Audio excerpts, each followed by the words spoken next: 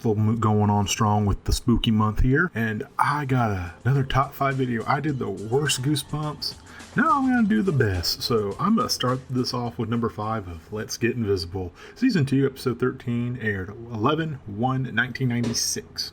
Now that you know this is kind of dopey after watching it. It had good scare elements. On Max's birthday, he finds a short of a magic mirror in the attic. It can make him become invisible. So Max and his friends start playing. Now you see, now you don't. Until Max realizes that he's losing control, staying invisible a little too long, having a harder and harder time coming back. Getting invisible is turning into a very dangerous game. The next time Max gets invisible will be forever. Okay, I watched the show, so this must be from the book. Mention about birthdays. Basically, it's the mirror dimension. You see your reflection, vice versa. Like if you read letters and you look in the mirror, it's the other way around. Basically, they call it the cold dimension. And okay, that there's stupid. Okay, thing is, the mirror's not plugged in. They keep messing with it. Zach and Max and Noah go back and forth into it, and basically the only one that got kidnapped was Zach. So mirror version is in the real world now. It was clever for a Goosebumps episode. Maybe the book's better. I don't know. This was on the list. It held up pretty good. Okay, but I gotta move on. How to Kill a Monster. Season 2, Episode 18, aired 1/31/1996. Gretchen and her brother Clark hate staying at their weird grandparents' house. They live right in the middle of a dark, muddy swamp, and things just keep getting spookier. As there's something really weird about Grandma and Grandpa's house. Something about that room upstairs, the one that's locked and has those strange noises coming from. Okay, when I watched this episode, it was Gretchen that was excited to go to Grandma and Grandpa's house. Her new stepbrother, Clark, or Grandma calls him Greg, hilarious, do go to the swamp, and her grandma has, famous gumbo, and her granddad is a hunter. And, this episode, they found this monster that looks like a half guy in a suit looking like a orange mutant turtle. No, not the Teenage Mutant Ninja Turtles. A turtle. And it ate the gumbo, killed over a bit, was back up and kicking. How the way they defeat him is stupid.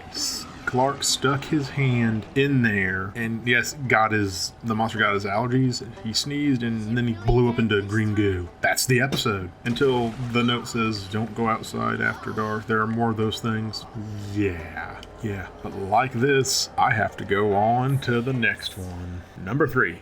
Monster Blood Part 1, Season 2, Episode 15, aired 11/15/1996. Gee, there's a lot of Season 2s here that I picked. Especially this is one of my favorite Goosebumps episodes of all time. While staying with his weird great-aunt Catherine, Evan visits a funky old toy store and buys a dusty can of Monster Blood. It's fun to play with at first, and Evan's dog Trigger likes it so much. He eats some of it, but then even noticed something weird about the green slime. It seems to be growing and growing and growing, and all that growing has given the Monster Blood a monstrosity appetite.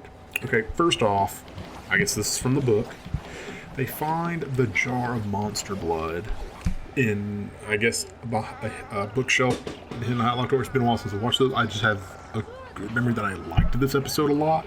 Truth be told, there's a witch you'll see throughout the episodes, like, haha, it was me, I'm free, attack them on Monster Blood. And that's basically what the episode is. But then, Trigger, being CGI grown, back in the day of the 90s, I forgot, did she eat the witch or did she smack the witch? I don't remember, but maybe I should have watched this one, but I do have a good memory that I actually liked this episode a lot. But sadly, more Monster Blood Part 2, Season 2, Episode 16, aired 11/15/1996. I think this was a two-parter there on the Fox Kids. Even is flying to Atlanta to meet his parents as the family is moving due to his father's job on the plane. Evan meets 3 kids, but as each of them get to know Evan more, Evan tells them about the monster blood and all the trouble it caused. However, none of them believe him, though that's going to change soon,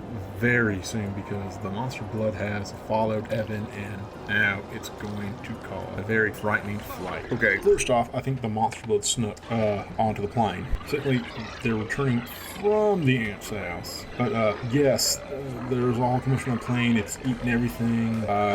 They throw stuff at it, keeps growing and growing until like the nasty airline food made it sick and it started backing off. And the kids go closer and it's like, oh hey, it does not like the airline food. Who wouldn't? And so they keep feeding it and then it just dies. Yeah, that's a cool episode. The visual effects on it, just between on a plane, it's so cool to just, hey, it's a green oozing monster. I would recommend reading the book and watching this episode. I never owned the book as a kid, but this was literally my favorite episode. And I gotta move on to number 2. At number 2, Revenge of the Lawn Gnome, Season 2, Episode 8, aired 10/11/1996. I would say Season 2 is probably one of their best seasons ever, give or take. 2 pink lawn gnomes, a whole family of plastered skunks. Joe Burton's dad loves those tacky lawn ornaments, but then he brings home 2 ugly lawn gnomes, and that's when the trouble starts. Late at night, when everyone's asleep, someone's creeping in the garden, whispering nasty things, smashing melons, squashing tomatoes. No way 2 dumb lawn ornaments could be causing all this trouble. Is there? Well, yes, we'll say this was goofy.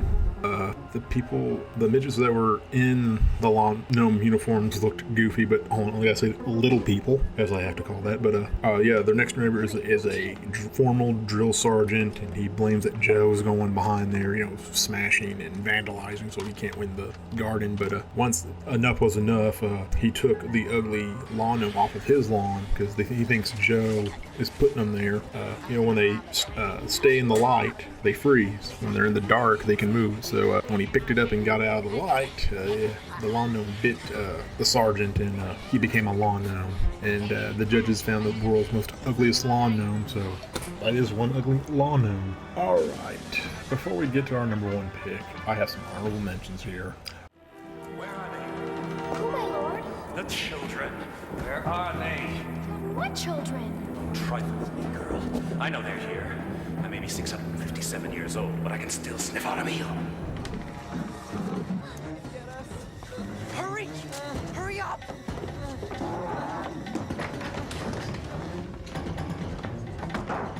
Claws! Teeth! One way to find out.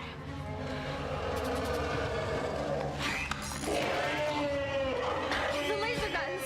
You're right, I forgot! Get back and you won't get hurt. Okay, you asked for it. Let them have it, Marty. They don't work!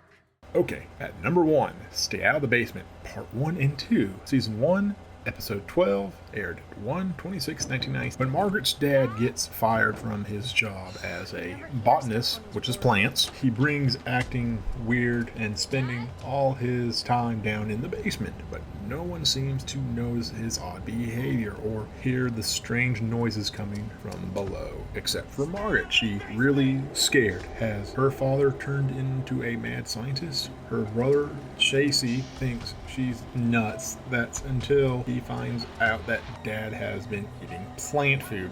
Yuck. What is going on? Together, Margaret and Casey venture down into the dark, creepy basement to unearth their father's espionage. Stay out of the I think there was a typo I wrote there. Stay Out of the Basement 2 aired in day spooky.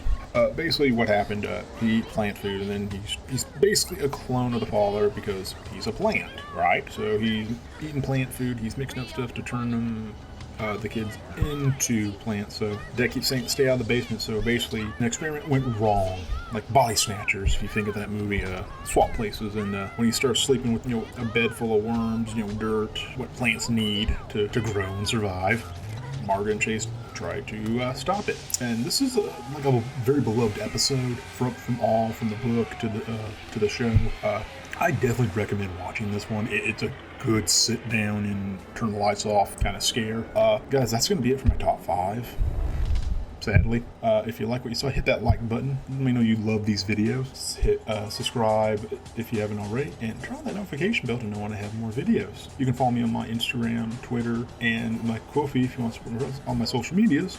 Guys, I'm Carl Clover, Project Man, and we will see you next time. Later.